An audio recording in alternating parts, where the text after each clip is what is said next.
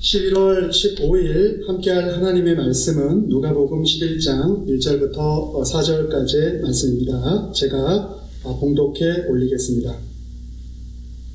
예수께서 한 곳에서 기도하시고 마치심에 제자 중 하나가 여짜오되 주여 요한이 자기 제자들에게 기도를 가르친 것과 같이 우리에게도 가르쳐 주옵소서. 예수께서 이르시되 너희는 기도할 때 이렇게 하라.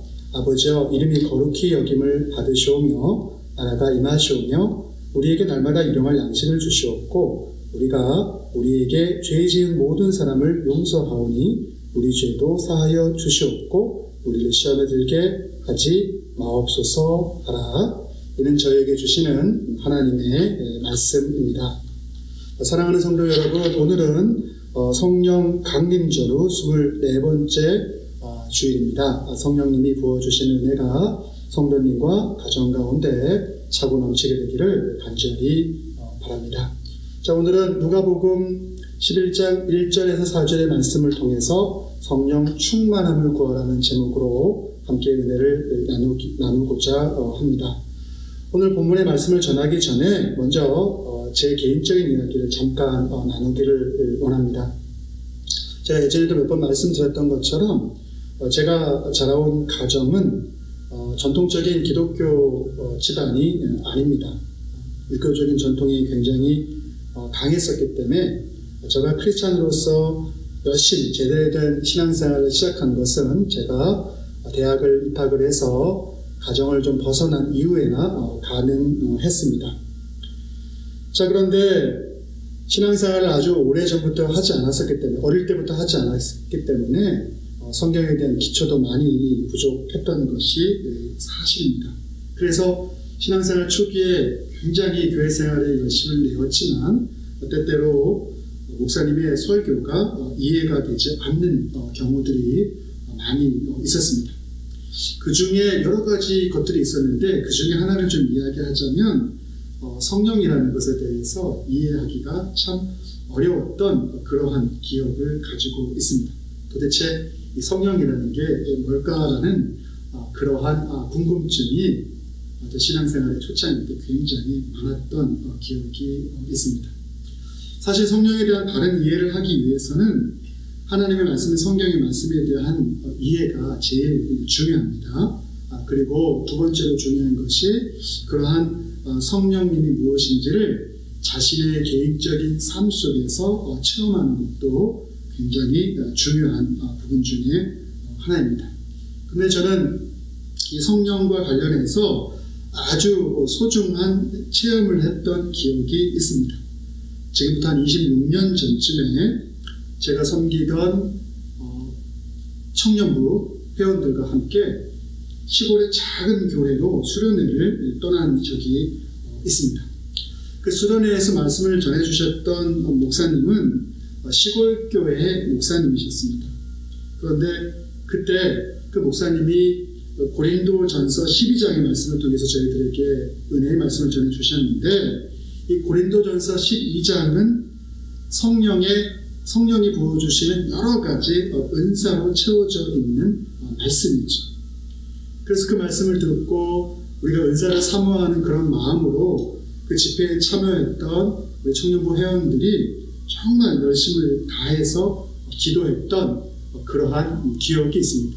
근데 그렇게 모두가 은사를 사모하는 마음으로 열심히 기도를 하니까 놀라운 체험을 저희들 모두가 했었는데 그게 무엇이냐면 저희 모두가 다 방언의 은사를 하게 되는 놀라운 체험을 했던 기억이 있습니다. 물론 이 방언을 성령 체험의 중요한 증거로 강조하는 교단들도 있습니다. 한국의 순복음교회라든가 아니면 오순절 계통의 교회들, 또 성결교 계통의 교회들은 이 방언받는 것에 대해서 강조하는 교단들도 있고 또 어떤 교단은 이 방언에 대해서 중요하지 않게 여기거나 때로는 부정적인 시각으로 바라보고 있는 교단들도 있습니다. 그런데 제가 여기서 말씀드리려고 하는 것은 방언을 하느냐 또는 그렇지 못하느냐 이것이 얼마나 중요하고 그렇지 않다라는 것을 말씀드리고자 하는 것이 아닙니다. 저는 그 26년 전에 그 집회에서 저희 대학부 회원들과 함께 정말 진심으로 마음을 다해서 성령의 은사를 구하는 그러한 기도를 했었습니다. 그리고 물론 방언도 했지만 그 결과적으로 그 집회에 참여했던 이들이 어떤 놀라운 은총을 경험했냐면 성령님이 우리의 삶 가운데 가져다 주는 그 은혜가 무엇인지를 강렬하게 체험을 했습니다. 자, 그것은 바로 평안함과 기쁨이었습니다. 정말 놀라운 평안함과 또 기쁨이 이 마음 가운데서 샘솟는 그런 놀라운 경험들을 했습니다.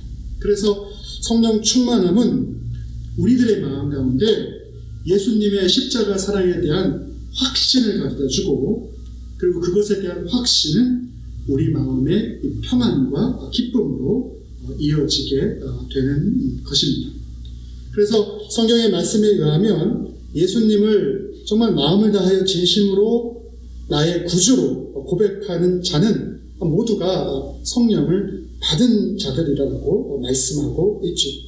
중요한 것은 성령을 받은 것이 중요한 것이 아니라 우리 안에 있는 이 성령님께서 우리가 주님과 정말 깊은 관계를 갖게 될 때 그 관계 안에서 우리 안에 있는 성령님이 충만하게 역사하게 되는데, 그러한 충만함의 역사의 삶들을 그리스도인으로서 살아가는 것, 그것이 더 귀하고 소중한 것이죠. 그래서 저는 저와 여러분이 우리 안에 있는 성령님이 날마다 충만하게 역사함을 통해서 이 성령이 부어주는 그 은총을 날마다 경험하고 살게 되기를 간절히 바랍니다. 자, 오늘 우리가 함께한 누가복음 11장의 본문은 예수님께서 제자들에게 기도에 대해서 가르쳐 주신 내용입니다. 예수님의 제자들이 예수님께 기도에 대해서 좀 알려주세요라고 부탁을 드리자 예수님이 기도에 대해서 말씀하신 내용이죠. 그리고 기도를 통해서 어떻게 성령 충만함을 경험할 수 있는지에 대해서 바로 예수님이 제자들에게 말씀해 주신 것이죠. 흔히 우리가 읽었던 누가복음의 11장 1절에서 4절의 말씀을 주기도문으로 알고 있습니다. 이 주기도문은 복음서에 보게 되면 마태복음과 또 오늘 우리가 함께 읽었던 이 누가복음에 소개되어 있습니다. 마태복음의 주기도문은 예수님께서 산상순, 산에 올라가서 정말 이론적인 어떤 기본적인 베이스를 가르쳐 주기 위해서 자세하게 형식을 가지고 기록되어져 있다면, 오늘 누가복음에 기록되어져 있는 이 주기도문의 모습은 그러한 형식이 다소 부족한 아주 굉장히 심플한 형태의 주기도문의 형태를 가지고 있는 것을 우리들에게 보여주고 있습니다. 하지만 그럼에도 불구하고 실제적으로 기도의 삶 가운데 가장 중요하고 필요한 엑기스가 무엇인지에 대해서는 아주 분명하게 우리들에게, 제자들에게 말씀하고 있는 것이 오늘 누가복음의 본문이라고 할 수가 있습니다. 그래서 성령 충만함에 이르기 위해서 우리가 이 기도에 대해서 예수님이 가르쳐 주시는 것을 잘 듣고 새기고 배울 수 있어야 되는데, 그것에 대해서 우리가 함께 살펴보고자 합니다. 세 가지 정도를 예수님께서 이 제자들에게 언급하고 있습니다. 기도할 때 중요한 포인트가 있는데, 제일 먼저 이것을 기억하라. 어떤 기도를 하는 것이 중요하냐면 하나님의 통치를 구하는 기도가 정말로 기본적으로 우리의 삶 가운데 필요한 기도인 것을 말씀하고 있죠. 그래서 여기 보면 이렇게 기도하라고 말씀하시고 나서는 하나님의 나라가 임하옵시며라고 기도하라고 말씀하고 있죠. 하나님의 나라가 임하옵시며라고 기도하는 것은 우리의 모든 삶 가운데 하나님의 통치가 임하기를 간절하게 기도하는 것이라고 할 수가 있어요. 우리가 우리의 삶 가운데 하나님의 통치가 이루어지게 된다면 어떠한 일들이 일어나게 될 것인가? 우리가 이것을 좀 생각해 보아야 되는데, 로마서 14장 17절에 이렇게 말씀하고 있어요. 하나님의 나라는 먹는 것과 마시는 것이 아니요 성령 안에서 의와 평강과 희락이다라고 말씀하고 있어요. 다시 말해서 하나님의 통치가 우리의 삶 가운데서 온전하게 이루어지게 되면 하나님의 공의가 성취되어지는 것이고, 또 그곳에는 자유함이 있는 것이고, 기쁨의 충만함이 있는 것이고, 그리고 우리가 가장 온전하게 누릴 수 있는 평안, 그 평강이 우리의 삶 가운데서 경험되어지는 놀라운 축복이 이루어짐을 말씀하고 있는 것이죠. 그래서 이러한 하나님의 나라는 우리가 성령님을 통해서 모든 곳에서 이루어질 수 있음을 성경은 우리들에게 말씀하고 있습니다. 우리의 가정에서도, 학교에서도, 직장에서도, 교회에서도, 어느 곳이든 정말 우리가 진심을 다하여 하나님의 통치가 임하기를 원하는 그 간절함으로 기도한다면 그런 하나님의 통치가 온전하게 임하게 됨을 말씀하고 있는 것이죠. 그래서 우리는 이런 하나님의 통치, 하나님 나라가 우리의 삶 가운데서 온전하게 이루어지기를 정말 진심으로 바람으로 이러한 기도를 할 수 있어야 함을 예수님께서 우리들에게 가르쳐주고 있는 것이죠. 우리가 여러 가지 우리의 필요를 놓고 하나님 앞에 기도하는 것도 기도 생활에서 참 중요한 부분들이지만, 예수님은 가장 기본적인 기도의 방법 중에 중요한 포인트 중에 하나, 정말 우리의 마음이 하나님을 우리의 주로 고백하고 그 십자가 사랑에 대한 정말 소망함과 감사함이 있는 이들이라면 그 하나님의 나라가 우리의 삶 곳곳 모든 곳에서 온전하게 이루어지기를 간절히 바라는 마음으로 하나님의 통치를 구하는 그러한 기도를 할 수 있어야 함을 우리들에게 보여주고 있는 것이죠. 저는 저와 여러분의 기도 생활이 바로 하나님 나라의 통치, 하나님 나라의 이 놀라운 임재가 우리가 살아가는 모든 곳곳에서 이루어지기를 정말 진심으로 바라는 그러한 기도를 주님 앞에 드릴 수 있게 되기를 간절히 바랍니다. 자, 그래서 하나님 나라의 통치를 구하는 기도를 제일 먼저 할 것을 예수님이 제자들에게 가르쳐 주시고, 두 번째로 어떠한 기도를 하라고 말씀하시냐면 날마다 죄 사함을 구하는 기도를 하라. 다시 말해서 하나님 앞에 겸손한 자로서 살아가기 위해서 겸손한 모습으로 하나님 앞에 자기의 죄를 자백함으로 나아갈 수 있는 그러한 기도를 할 것을 우리 제자들에게 요청하고 있는 것을 볼 수가 있습니다. 자, 그것이 어떻게 표현되냐면 누가복음 11장 4절에 우리가 우리에게 죄 지은 모든 사람을 용서하오니 우리 죄도 사하여 주옵시고 라는 이 기도의 방법을 통해서 표현되고 있는 것이죠. 우리는 하나님 나라가 임재하는 것을, 하나님 나라의 통치가 임하는 것을 위해서 기도해야 되죠. 우리가 하나님 나라의 백성이기 때문이죠. 하지만 그럼에도 불구하고 우리는 여전히 죄인이고 부족한 존재이죠. 여기서 죄인이라고 말하는 것은 예수님의 십자가의 희생을 통해서 우리의 모든 죄가 사하여졌음을 부정하는 의미에서의 죄인이 아닙니다. 그것보다는 사실 우리의 삶 속에서 우리의 부족함을 돌아봄을 통해서, 혹여나 우리가 부지불식간에 말이나 행동을 통해서 다른 사람들에게 상처를 주거나 또는 우리의 삶의 모습과 우리의 말의 모습이 교만의 자리 가운데 있는 부분들, 그 부분들을 하나님 앞에 내려놓는 그러한 삶의 태도와 모습이 우리에게 필요한 것임을 말씀하고 있는 것이죠. 우리 살면서 겸손함을 향해서 노력할 때가 많이 있지만 때로는 그럼에도 불구하고 우리의 연약함 때문에 우리가 인식하지 못하는 상황 속에서 다른 이들에게 여러 가지 어려움과 상처를 주는 경우들도 많이 있죠. 그런 의미에서 우리는 우리의 부족함을 돌아보고 항상 겸손한 모습으로 우리 스스로를 살필 수 있는 그러한 용서를 구하는 기도가 필요하다는 것을 예수님은 말씀해주고 있는 것이죠. 그래서 이 겸손에 관한 중요한 예로서 누가복음 18장에 보면 예수님께서 이 세리와 바리새인들의 기도를 비교함을 통해서 누가 더 하나님 앞에 합당한 모습의 기도를 들었는지를 말씀하고 있는 부분들이 나오게 되는 것을 볼 수가 있습니다. 누가복음 18장에 보게 되면 사람들로부터 비판을 받았던 세리, 또 경건한 사람을 대표한다고 얘기하는 바리새인이 성전에 기도하러 올라갑니다. 자, 바리새인은 사람들이 부정하게 여기는, 사람들이 싫어하는 세금을 거두는 세리와 떨어져서 기도하죠. 그러면서 뭐라고 기도하냐면 자신들의 하나님에 대한 경건의 모습은 저 부정한 세리들과 같지 않다라고 교만하게 당당하게 외치면서 기도를 하게 되죠. 서서. 근데 이 세리들은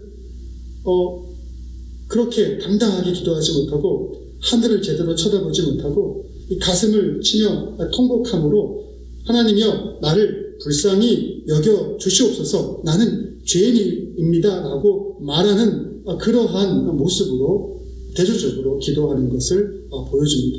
그리고 예수님께서 누가복음 18장 14절에 이르면 이렇게 얘기하시죠. 내가 너에게 이르노니 이 사람보다 저 사람이 의롭다 하심을 받고 집에 내려갔느니라. 여기서 말하는 이 사람은 바로 텍스 컬렉터 세리를 이야기하고 저 사람은 바리새인보다 이 세리가 더 의롭다함을 얻고 집에 내려가게 되었다라고 말하면서 이렇게 얘기하세요. 무릇 자기를 높이는 자는 낮아지고 자기를 낮추는 자는 높아지리라 하시니라고 말씀하시죠. 그래서 우리는 잊지 말아야 될 것이 우리 모두는 예수님의 십자가 사랑으로 구원을 받은 자임을 잊지 말아야 되죠. 주님은 교만을 싫어하시고 겸손한 자에게 은혜를 주시고 또 성경은 그렇게 말씀하시죠. 죄가 더한 곳에 은혜도 더한다라고 말씀하죠. 물론 이것이 그렇기 때문에 죄를 지으라는 의미는 아니죠. 그러므로 우리는 날마다 회개하고 자기를 돌아보는 통해서 이 겸손의 자리 가운데 머물러 있을 수 있어야 하는 것이죠. 그래서 예수님이 기도할 때 하나님의 통치를 진심으로 바라는 기도를 하고 그리고 자기의 겸손을 바라보기 위해서 겸손의 자리에 머물러 있게 하기 위해서 자기 스스로를 돌아볼 수 있는 자기의 죄를 고백할 수 있는 그러한 기도를 할 것을 제자들에게 말씀하고 있는 것이죠. 그리고 마지막으로 한 가지 기도의 가장 중요한 포인트를 또 하나 지적해주고 있는데 그것이 무엇이냐면 바로 유혹 가운데 예수님의 도움을 구할 수 있는 그러한 기도를 할 것을 말씀하고 있는 거죠. 우리는 죄의 사함을 받아야 되고 우리의 부족 그것을 통해서 겸손의 자리 가운데 머물러 있어야 되기도 하지만 그렇게 수동적인 부분들만 우리 가운데 있는 것이 아니라 우리가 하나님의 은혜 안에서 구원받은 이들이라면 죄에 대해서 능히 이것을 이김을 통해서 그것으로 주님의 이름에 영광을 돌리고 우리 삶이 세상에 대해서 하나님의 자녀로서 놀라운 능력을 통해서 승리하는 것을 보일 수 있는 그러한 모습의 삶들을 또한 살아가야 되는 것이죠. 자, 그런 의미에서 시험에 들지 않도록 승리하기 위해서 우리가 기도해야 된다. 그런 기도를 해야 된다라고 말씀하고 있죠. 근데 여기서 말하는 시험이라는 것은 연단이 아니에요. 이 연단이라는 것은 하나님이 우리를 정말 멋지게 만들어주기 위해서 이렇게 테스트하는 건데 여기서 시험에 말기 위해서 기도하라는 것은 바로 나의 욕망 때문에 하나님의 이 말씀과 하나님 우리에게 원하고 바라시는 것들에 대해서는 귀와 마음을 닫아버려서 그것이 전혀 중요한 것이 자기 인생 가운데 아니라고 여겨서 하나님의 말씀이 우리의 삶 가운데 힘을 발휘하지 못하는 바로 그러한 상황 가운데 머물러 있는 것. 그래서 그런 것들 때문에 이 몸과 생각과 마음 모든 것을 뺏겨져 버린 바로 그러한 상태에 놓여 있는 것. 바로 그것이 여기서 말하는 시험인 거죠. 그래서 그런 시험 가운데 하나님의 자녀들은 머물러 있어서는 안 된다는 것이죠. 야고보 사도가 이렇게 말씀하지 않습니까? 욕심이 잉태하여 죄를 낳고 죄가 장성하여 사망에 이르게 된다.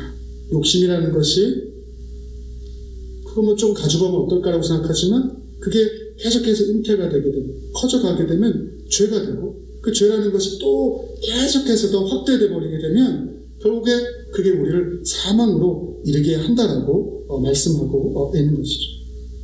그래서 우리가 하나님 말씀에 대해서 관심 없고 이 뜻이 하나님의 뜻이 전혀 중요하지 않고 그래서 내 삶 가운데 나는 말로는 크리스찬이라고 하는데 하나님의 능력이 내 삶 가운데서 아무것도 역사하지 못하게 된다면 우리는 그것으로 인해서 받게 되는 손해가 이만저만이 아니죠.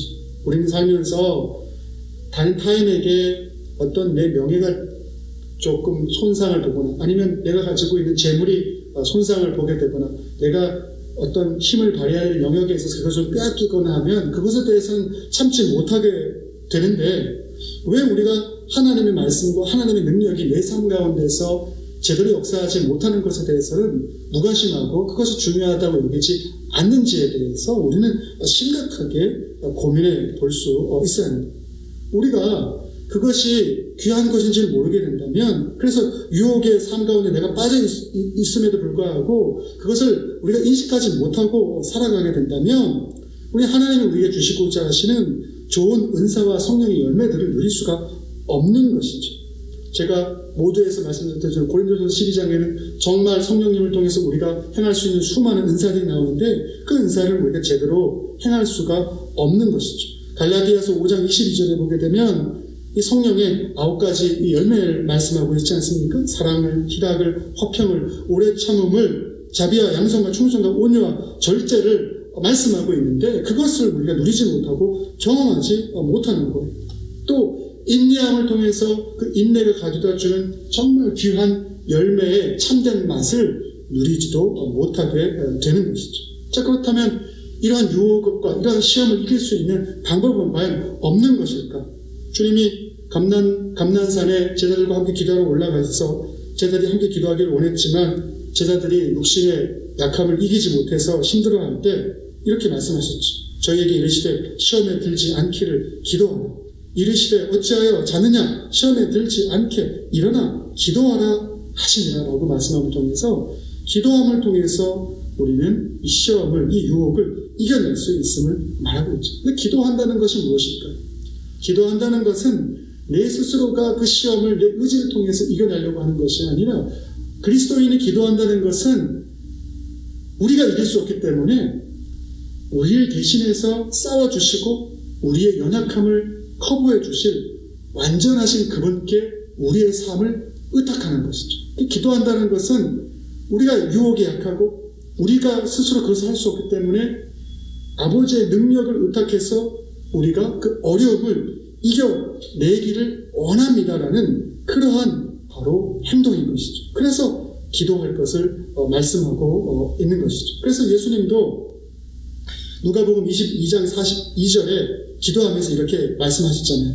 가라사대 아버지여 만일 아버지의 뜻이거든 이 잔을 내게서 옮기시옵소서. 그러나 내 원대로 마옵시고 아버지의 원대로 되기를 원하나이다 하시니 이것이 바로 하나님 아버지께 예수님도 자기의 십자가 짊어지는 그 어려움에 대해서 의지하고 의탁하고 맡기는 것이죠.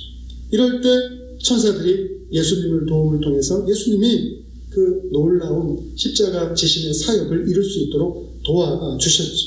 그래서 우리도 유혹 가운데 있을 때 바로 우리가 할 수 없기 때문에 주님을 찾고 주님 앞에 나아가게 될 때 하늘 보좌에 계신 우리 주님께서 우리를 도와주시는 것이죠.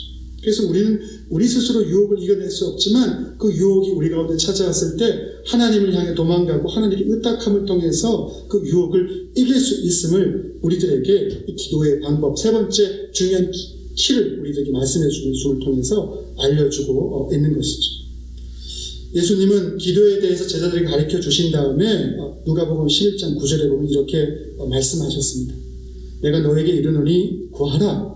그러면 너에게 주실 것이요. 찾으라. 그러면 찾아낼 것이요. 문을 두드리라. 그러면 너에게 열릴 것이다 라고 말씀하셨습니다. 그리고는 결론적으로 이렇게 기도에 대해서 가르쳐 주셨어요. 너희가 약할지라도 좋은 것을 자식에게 줄 알거든 하물며 너희 천부께서 구하는 자에게 성령을 주시지 않겠느냐 하시니라 라고 말씀하시죠. 성령이라는 것이 얼마나 중요한 축복입니까? 여러분 그것이 너무나 귀하고 소중한 축복이라는 것을 아멘으로 고백하십니까? 근데 그 성령이 바로 저와 제자들에게 허락되었습니다. 그런데 이런 성령이 충만하게 임하는 자들이 누구입니까? 하나님의 통치가 임하기를 전심으로 구하는 자들에게 성령 충만함이 임합니다. 그리고 우리의 죄를 용서해 달라고 날마다 구하는 겸손의 기도를 드리는 이들에게 성령 충만함이 임하게 됩니다. 마지막으로 시험에 들지 않도록 항상 주님의 도움을 찾는 자, 구하는 자들에게 성령 충만함이 임하게 됨을 오늘 예수님은 제자들에게 기도의 가르치심을 통해서 분명하게 말씀해 주고 있는 것입니다. 하나님은 분명하게 오늘 우리들에게 약속해 주십니다.